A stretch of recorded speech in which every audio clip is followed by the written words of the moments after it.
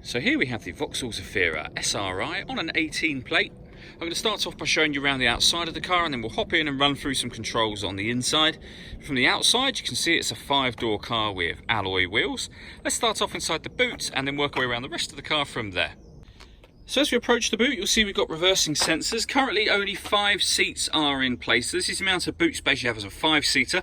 Let me show what it's like with 7 seats. So that's the amount of boot space you have with 7 seats in place. Just briefly before we climb in, I think it's well worth seeing the interior from this exterior point of view. You get full leather seats, as you can see. There's plenty to run through on the dashboard, so let's hop in and we'll do that right now. Okay, so now that we're inside the car, we're going to start with the dials. On the left-hand side, we have the rev counter, and on the right-hand side, the speedometer. At the bottom in the middle, you can see the total miles for this car, which are 11,817. And above that, we've got a digital readout for the speedometer. The information that's displayed there can be changed using buttons on the steering wheel for various different bits of trip computer information. And at the very top, we've got the fuel gauge and coolant temperature gauges. If we back out to the steering wheel, on the left-hand side, we have cruise control and speed limiter, and on the right-hand side, stereo and phone controls, including voice activation for the phone. That, of course, can only be used after you've paired the phone up, and that's done on the touchscreen in the centre just here. Hit search device and then just follow the instructions on screen. This car's got satellite navigation.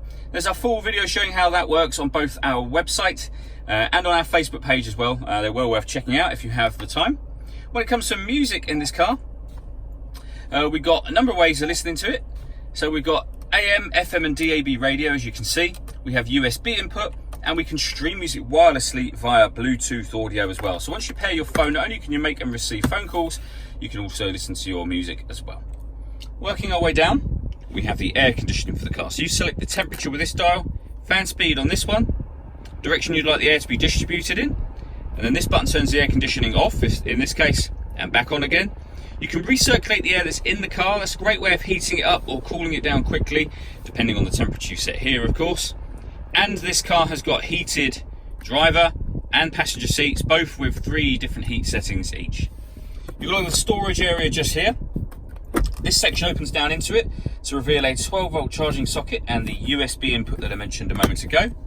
We then have a 6-speed manual gearbox. This one will turn off the parking sensors, and this one turns off the traction control for the car.